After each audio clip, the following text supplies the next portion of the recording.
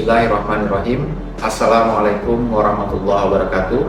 Saya Dr. R. Muhammad Ibnu Majah, SHMH. Saya adalah dosen Universitas Adiaksa. Saya menjadi dosen tetap di Universitas Adiaksa sejak tahun 2022. Sebelumnya, saya juga pernah menjadi dosen tetap di program Magister Ilmu Hukum Universitas Mataul Anwar, Banten pada tahun 2018. Kekhususan yang menjadi concern dalam bidang saya adalah hukum pidana, dan pada saat ini saya mengajar mata kuliah kejaksaan dalam sistem peradilan pidana. Mata kuliah sistem peradilan pidana yang saya ambil ini mengajarkan atau memfokuskan materi berkaitan dengan peran kedudukan kejaksaan sebagai aktor utama dalam suatu mata rantai sistem peradilan pidana, di mana sistem peradilan pidana itu merupakan suatu sistem penegakan hukum yang bertujuan untuk mewujudkan suatu kepastian hukum yang berkeadilan serta berkemanfaatan.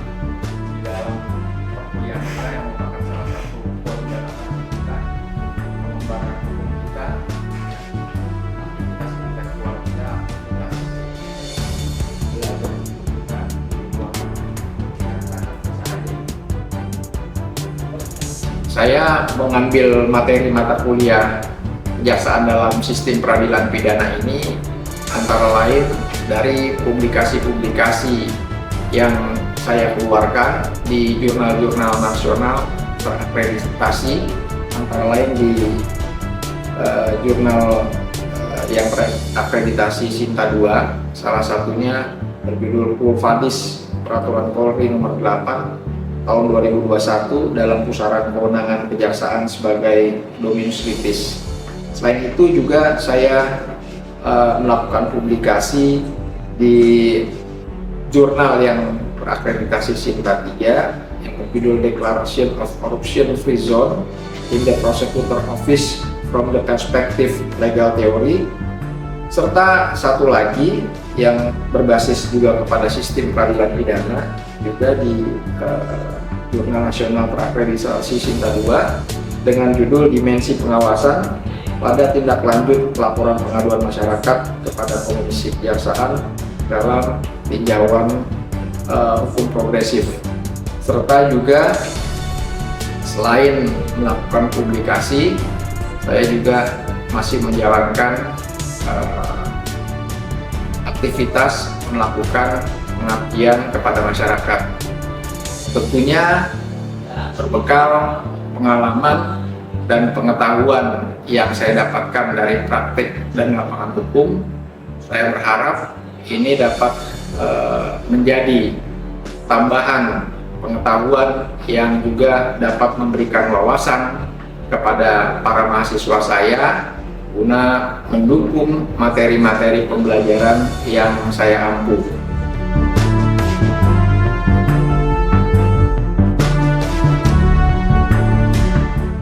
Dalam hal melakukan penilaian terhadap mata kuliah yang saya ampu kepada mahasiswa ini, komponen-komponennya antara lain adalah aktivitas partisipatif yang diberikan penilaian dengan persentase sebesar 25%. Dalam hal ini mahasiswa dirangsang untuk dapat berpikir kritis dan proaktif dalam mengikuti segala kegiatan perkuliahan yang saya lakukan.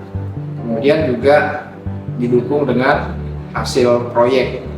Hasil proyek ini memiliki komponen nilai sebesar 25%. Hasil proyek ini terutama adalah penelitian-penelitian yang dilakukan oleh mahasiswa, di mana saya sengaja untuk merangsang mahasiswa untuk membuat sebuah karya ilmiah atau suatu penelitian kecil dari hasil perkuliahan, pembelajaran yang saya berikan, kemudian ditambahkan lagi dengan bahan-bahan yang mereka dapat akses melalui buku-buku maupun jurnal-jurnal publikasi yang dapat mereka dapatkan di luar bahan perkuliahan. Kemudian juga komponen penilaian lainnya tentu saja adalah pengetahuan atau aspek kognitif dari kuis, kemudian dari tugas, kemudian pengetahuan atau kognitif dari ujian tengah semester, kemudian juga tentu saja kognitif atau pengetahuan ujian akhir semester yang nilainya atau persentasenya sama dengan kognitif ujian tengah semester, yakni 20%. Kuliah atau pembelajaran yang saya lakukan ini, saya seringkali mengingatkan kepada mahasiswa untuk bisa melakukan interaksi dan itu saya lakukan agar mahasiswa ini dapat semakin berpikir kritis, dapat cepat tanggap dan melakukan komunikasi to traffic communication dengan saya. Kiranya demikian paparan yang dapat saya sampaikan sebagai deskripsi dari tugas yang saya laksanakan sebagai dosen 4 di Universitas Adiaksa ini. Demikian, billahi taufik wal hidayah. Wassalamualaikum warahmatullahi wabarakatuh. Baik, ya. Bismillahirrahmanirrahim. Assalamualaikum warahmatullahi wabarakatuh. Waalaikumsalam warahmatullahi wabarakatuh. Selamat siang, salam sehat buat kita semua. Alhamdulillah pada hari ini kita dapat berjumpa kembali di dalam perkuliahan kita yang merupakan salah satu kewajiban akademik kita, pengembangan hukum kita, ya, aktivitas intelektual kita, aktivitas belajar hukum kita di ruang yang sangat bersahaja ini. Nah, kembali lagi kita melanjutkan perkuliahan kita, mata kuliah kejaksaan dalam sistem peradilan pidana. Ya. Saya ingin perkuliahan kita ini menjadi to traffic communication, ya. Jadi ada komunikasi dua arah, tidak hanya satu arah saja. Saya, jika memang ada hal-hal yang ingin ditanyakan atau di sela-sela pemaparan yang saya berikan ini dalam perkuliahan, kalian ingin bertanya, kalian ingin memohon penjelasan atas materi yang saya sampaikan di tengah-tengah, saya persilahkan. Jadi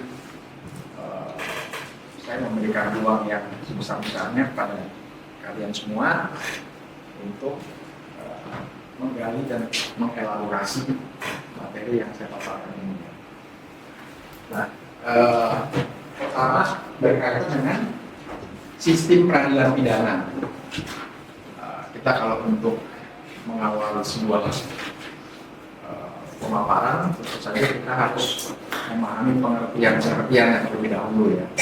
Agar dari pengertian tersebut kita dapat mengelaborasi lebih jauh apa sebenarnya yang menjadi tujuan dan yang menjadi maksud pembelajaran dari perkuliahan yang kita lakukan ini, ya. Nah, kita berangkat dari pengertian mengenai sistem. Nah, kita nggak usah berbicara masalah sistem dulu ke hal yang menyangkut materi hukumnya, ya. Sistem secara keseluruhan terlebih dahulu. Nah, yang namanya sistem itu adalah segala sesuatu yang teratur, terstruktur, tertata, terarah, ya. Jadi segala sesuatu yang tersistem itu bekerjanya itu akan berjalan sesuai dengan rel yang sudah diatur, ya, untuk mencapai suatu tujuan tertentu. Contohnya adalah misalnya sistem mesin mekanik, ya, mobil itu banyak spare partnya, ya, dan mereka bekerja untuk mendorong agar mobil itu bisa berjalan. Kalau ada satu spare part saja, satu bagian dari mesin tersebut yang tidak berjalan, maka bekerjanya mesin atau mobil itu menjadi terganggu, terhambat. Begitupun dengan sistem hukum, ya, sistem peradilan pidana ini. Itu banyak pengertian yang diberikan oleh para ahli tentang pengertian dari sistem itu sendiri. Ya. Karena menurut subjektif, sistem adalah suatu susunan atau tatanan yang teratur, ya, suatu keseluruhan yang terdiri atas bagian-bagian yang berkaitan satu sama lain, tersusun menurut suatu rencana atau pola, hasil suatu penulisan untuk mencapai suatu tujuan. Nah, nanti kita baru beranjak ke tujuannya ya. Jadi kita bicara mengenai sistemnya dulu. Lalu juga ada Sacipto Raharjo yang mengatakan bahwa sistem itu adalah jenis satuan yang mempunyai tatanan tertentu. Tatanan tertentu ini menunjukkan kepada suatu struktur yang tersusun dari bagian-bagian. Sistem juga merupakan suatu rencana, metode atau prosedur untuk mengerjakan sesuatu.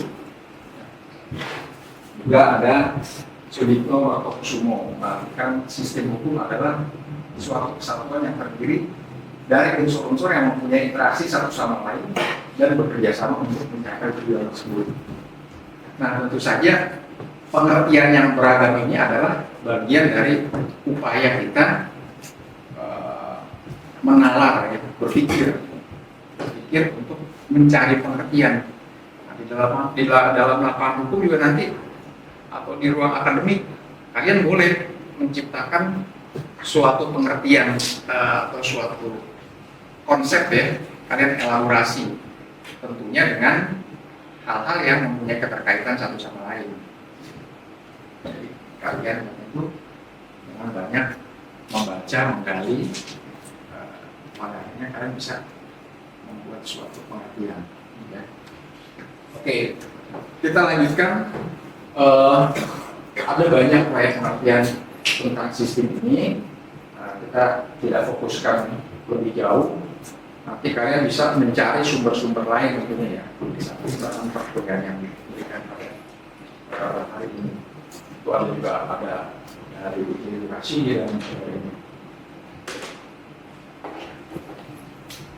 Lalu kemudian setelah sistem, selanjutnya ada peradilan. Ya. Peradilan itu beda dengan pengadilan. Kalau pengadilan kan merujuk kepada tempatnya. Kalau peradilan itu merujuk kepada proses atau mekanisme yang dijalankan oleh negara melalui otoritas atau lembaga yang berwenang untuk menegakkan keadilan berdasarkan ketentuan hukum. Nah, sementara pidana, kelanjutan dari peradilan, istilah peradilan itu merujuk kepada sanksi atau hukuman berupa pidana. Nah, pidana itu hukuman, ya, yang mengandung penderitaan atau nestapa, ya. Jadi bagi pelakunya tentu saja. Nah, istilah pidana juga merujuk kepada satu cabang ilmu hukum yang mengatur tentang hal-hal yang berkaitan dengan kepentingan umum, kepentingan publik, dengan sifat hukuman yang berupa nestapa tadi. Ya. Nah, cabang ilmu hukum pidana dimaksud adalah hukum pidana formil atau hukum acara pidana. Ya. Jadi sistem peradilan pidana ini lebih fokus atau lebih mengarah, ya, kepada sistem peradilan pidana. Hukum acara pidana. Oke, menyangkut sistem dalam konteks pekerjaan hukum pada pelaksanaan itu akan senantiasa berjalinan dengan bagian-bagian yang saling berkaitan dan mempunyai interaksi satu sama lain. Oleh karena itu, ya, menurut L.M. Friedman, beliau ini adalah seorang mantan hakim agung di Amerika. Dia merumuskan bahwa di bawahnya sistem itu ada subsistem lagi, ya. Subsistem hukum yang memiliki subsistem substansi hukum, struktur hukum, dan budaya hukum. Nah, apa saja substansi hukum itu? Ya. substansi hukum itu adalah merujuk kepada ketentuan undang-undang atau regulasinya. Yang kedua, subsistem hukum itu adalah struktur. Apa itu struktur hukum? Struktur hukum itu adalah aparat atau instansi ya, atau personil yang menjalankan hukum. Nah, yang ketiga adalah budaya hukum. Nah, beliau mengatakan bahwa efektif tidaknya penegakan hukum atau hukum yang berlaku di suatu tempat itu bergantung pada 3 hal ini, yaitu daripada apa tadi? Substansi apanya? Undang-undangnya. Terus yang kedua, struktur apanya? Apa? Terus yang ketiga,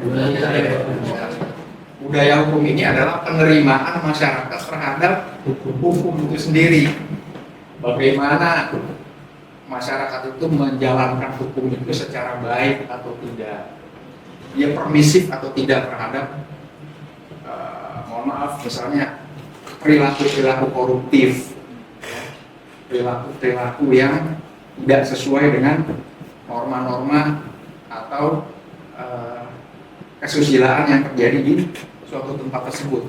Nah, kalau budaya hukumnya buruk, ya, berarti ini yang juga akan mempengaruhi penegakan hukum itu tidak berjalan dengan baik. Nah, kalau dalam konteks peradilan pidana ini bukan hanya masyarakat umumnya saja, tapi juga siapa? Aparatnya, ya. Aparat hukumnya bagaimana nih budaya hukumnya? Dia permisif atau tidak terhadap hal-hal yang berkaitan dengan penyimpangan-penyimpangan yang terjadi di institusinya atau di lingkup lintas administrasi antar aparat penegak hukum tersebut. Siapa saja ya, nanti kita kupas ya, siapa saja. Nah, itu 3 hal tadi. Nah, sekarang ketentuan undang-undangnya apa? Kalau kita elaborasi lebih lanjut, undang-undang yang berkaitan dengan sistem peradilan pidana, pertama-tama tentu saja adalah apa? Kitab undang-undang hukum acara pidana. Yang kedua yang mengatur aparatnya, ada undang-undang apa? Ada undang-undang kejaksaan, ya. Ada undang-undang kepolisian, terus ada undang-undang tentang advokat, ya. Nah, inilah yang terutama yang menjalankan hukum. Nah, lebih lanjut, jika konsepsi tersebut diwujudkan pada pengertian sistem peradilan pidana, maka ya konsep tadi itu yang kita lihat, apa itu sistem, apa itu peradilan, apa itu pidana, maka didapat benang merah mengenai pengertian sistem peradilan pidana itu secara sederhana adalah suatu sistem untuk menegakkan hukum, ya. Suatu sistem untuk menegakkan hukum.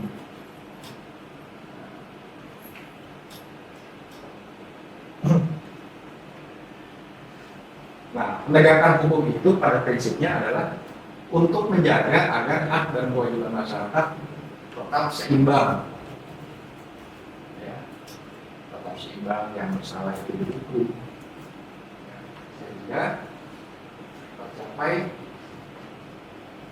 tujuan-tujuan hukum itu sendiri. Apa tujuan hukum?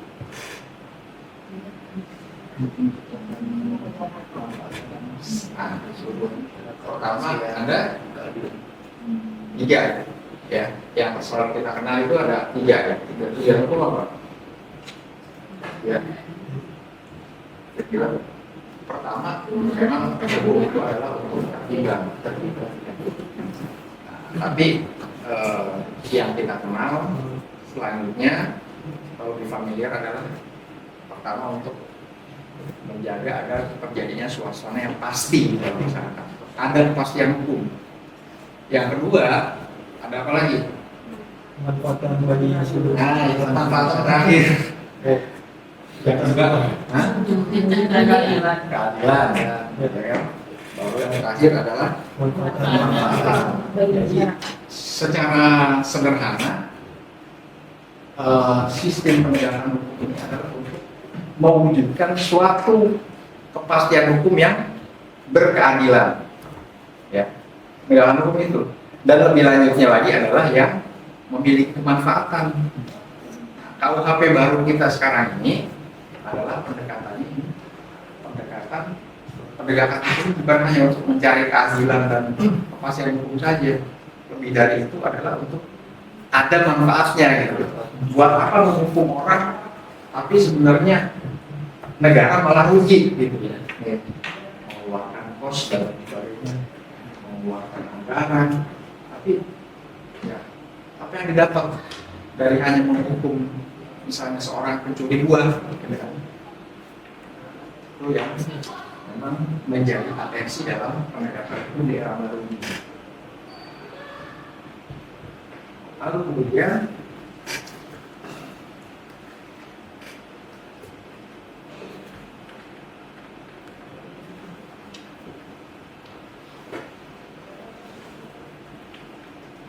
tujuan dari sistem peradilan pidana ini banyak perspektifnya ya. Tadi kalau dari sisi perspektif hukum mewujudkan kepastian hukum yang berkeadilan dan kebermanfaatan. Tetapi juga bukan hanya itu saja yang menjadi concern dari pembelajaran suatu sistem peradilan pidana. Ada yang memiliki perspektif sosiologi dan perilaku. Nah, inilah yang seringkali diungkapkan oleh Mardiono Repsodi Putro, ya, karena beliau itu adalah seorang sosiolog juga, ya, sosiolog hukum. Jadi perspektif dia tidak hanya dari sudut pandang hukumnya saja, tapi juga dari perspektif sosiologi. Ya, ini bagaimana agar mencegah masyarakat menjadi korban kejahatan. Ya, kemudian menyelesaikan kasus kejahatan yang terjadi sehingga masyarakat puas bahwa keadilan telah ditegakkan dan bersalah dipidana, dan mengusahakan agar mereka yang pernah melakukan kejahatan tidak mengulangi lagi kejahatannya. Ini tentu saja kalau memang sistem peradilan pidana sebagai suatu konsep ini dijalankan atau dikerjakan secara sungguh-sungguh, aparatnya bekerja dengan baik, ya. Nah, tadi saya bilang kalau suatu sistem saja dalam satu lintas administrasi, ya, kejaksaan, kepolisian, kemudian pengadilan, satu tidak bekerja dengan baik, ini semuanya rusak tatanan sistem. Ya. Jadi semuanya itu harus bekerja secara terpadu. Kemudian juga tujuan berikutnya melakukan pembatasan dan pengendalian terhadap perilaku aparat dalam menjalankan tugas dan kewenangannya. Karena dia juga sistem peradilan pidana ini pendekatan terhadap perlindungan hak asasi manusia juga dilakukan di sana. Itu menjaga agar siapa? Para aparat itu tidak melakukan perbuatannya. Ya. Nah, ini ya badan yang berkaitan dengan kekuasaan kehakiman tadi sudah disinggung ya. Penyidikan, penuntutan, pelaksanaan putusan, penilaian jasa hukum, dan penyelesaian sengketa jual pengadilan. Mana fungsi kejaksaan ini? Penyidikan, penuntutan. Yang utama adalah penuntutan. Ya, dia main job yang utamanya adalah penuntutan. Walaupun ada kewenangan-kewenangan lain, dia juga bertindak sebagai penyidik. Contohnya ada yang tahu? Penyidik perkara apa kejaksaan? Di korupsi, terus HAM berat, pelanggaran HAM berat. Ya, terus ada lagi satu lagi,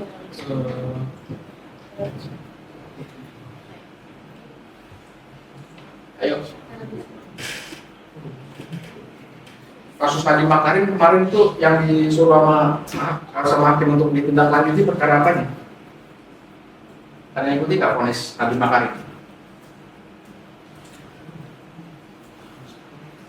Yang bisa hakim dalam vonisnya itu diminta untuk ditindaklanjuti lagi perkaranya selain korupsinya. TPP, betul, itu TPP. Jadi kejaksaan bisa menyidik perkara TPPU yang predikat crime itu kejahatan masalahnya adalah korupsi, ya. Nah, jadi kewenangan kejaksaan itu ada 3. yang terkait penyidikan ya. Iya. Apa tadi diulang pertama? Karena korupsi. TPPU, tempat TPPU aja tapi TPPU yang predikat crime atau kejahatan asalnya adalah korupsi karena TPPU itu kejahatan asalnya banyak, bisa ya ada pengelapan, pajak, ya. Kalau yang tindak pidana umum itu nggak bisa disidik oleh kejaksaan. Oke. Jadi itu ya. Sampai di sini ada yang mau ditanyakan atau didiskusikan? Mau tanya? Cukup. Jelas? Nah, ini yang tadi saya katakan bahwa prosecution berasal dari bahasa Latin untuk prosecutus yang pro dan sepiu ya. Nah, ini tentang jasa dan penuntut umum. Jasa itu pegawai negeri sipilnya, ya, personnya adalah jabatan fungsional yang memiliki urusan dan melaksanakan tugas, fungsi dan kewenangannya berdasarkan undang-undang. Ini dalam Undang-Undang Nomor 11 Tahun 2021. Nah, sedangkan penuntut umum itu adalah jaksa yang diberikan wewenang oleh undang-undang ini untuk melakukan penuntutan. Jadi secara administratif harus ada pengaturannya. Dia ditunjuk sebagai penuntut umum. Ada surat tugasnya, ya, ada penuntukannya, dan juga melaksanakan penetapan hakim. Jadi jaksa itu melaksanakan putusan dan penetapan. Jadi penuntutan itu sebenarnya ruang lingkupnya luas. Kalau kita artikan secara luas itu masuk ke ranah penyidikan juga, memperkuat fungsi tujuan daripada sistem peradilan pidana agar aparat penegak hukum ini bekerja lebih terpadu, lebih bekerja sama. Jangan hanya penyidik bekerja untuk tujuannya sendiri, jaksa juga bekerja hanya untuk tujuannya sendiri, tapi untuk mencapai tujuannya tadi, ya, tujuan peradilan pidana yang tadi kita sebutkan. Demikian kira-kira ya secara umum yang dapat disampaikan dalam perkuliahan kejaksaan dalam sistem peradilan pidana ini. Ada yang, ayo, tujuan dari sistem peradilan pidana apa? Siapa mau jawab? Keadilan masyarakat. Bukan satu keadilan yang berkeadilan, satu perspektif hukumnya, perspektif sosiologi dan perspektif perilaku, mencegah terjadinya kejahatan, kemudian mencegah agar pelaku kejahatan tidak mengulangi lagi perbuatannya. Semua diskursus atau konsep sistem peradilan pidana yang kita pelajari ini kita memang sudah mencapai tujuannya gitu ya. Semoga itu saja semua bisa terwujud ya demi terwujudnya suatu supremasi hukum di negara kita ini. Demikian perkuliahan pada hari ini. Kita tidak ada yang ditanyakan. Karena depan kita UTS ya. Baik, billahi taufiq wal hidayah. Assalamualaikum warahmatullahi wabarakatuh. Waalaikumsalam warahmatullahi wabarakatuh.